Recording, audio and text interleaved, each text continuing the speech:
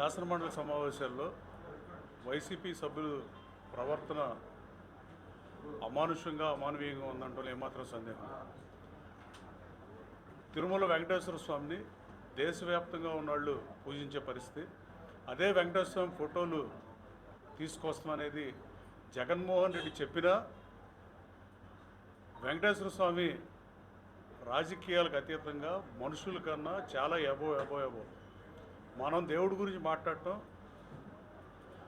చాలా బాధాకరం.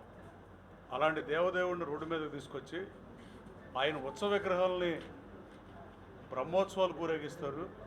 ఎవరన్నా డబ్బులు లేని వాళ్ళు వెంకటేశ్వరం మొక్కుంటే జోగి అడగటానికి రోడ్ల మీద వెంకటేశ్వరం ఫోటో పట్టుకుని రోడ్లు అమ్మట చెప్పులు లేకుండా మండు టెండలో సైతం జోగి అడిగి ఎడుగుల్లో మొక్కుని డబ్బులు లేని వాళ్ళు ఆ డబ్బులతో తిరుమల మొక్కులు చెల్లించుకునే పరిస్థితి చూశాను తప్ప ఒక దేవుడి ఫోటోని వెంకటేశ్వర ఫోటోని మండలంలోకి తీసుకొస్తాం వాళ్ళు వికృత చేష్టలకు పరాకాష్ట.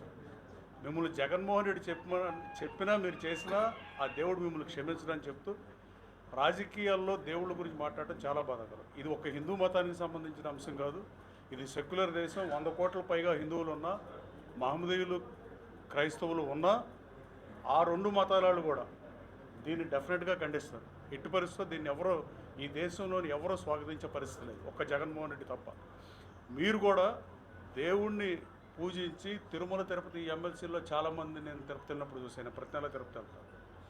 వాళ్ళు కూడా బుద్ధి లేకుండా అన్నది రకంగా వ్యవహరించకుండా అలా చెప్పులేసుకుని మండలంలో ప్రవర్తించడం బాధాకరం. అంతకుముందు టీటీడీని అపవిత్రం చేశారు, వాటిని సరిచేయాల్సిన అవసరం ఉంది.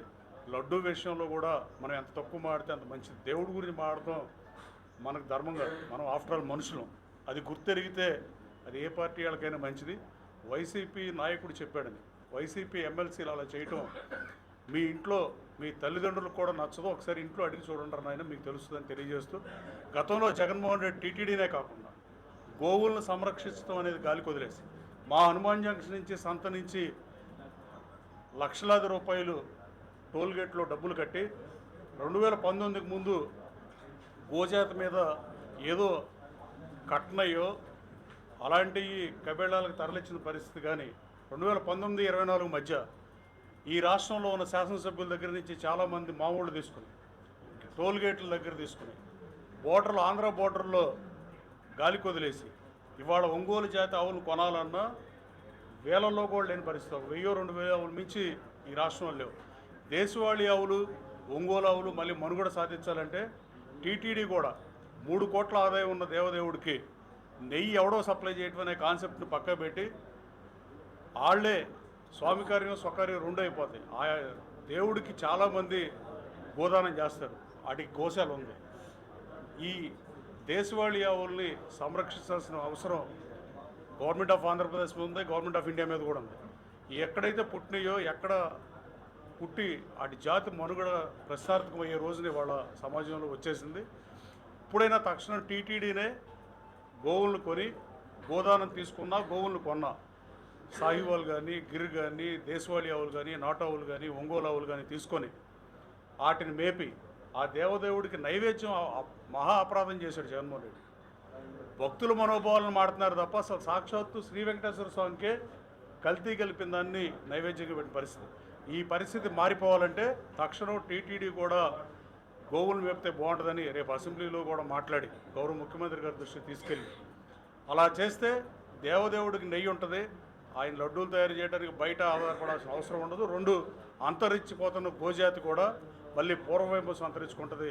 లక్షల్లో ఉన్న యానిమల్స్ ఇవాళ ఒంగోలు జాతి దేశవాళీ నాటవులు అయితే 1000-2000 లోపు పడిపోయిన పరిస్థితి.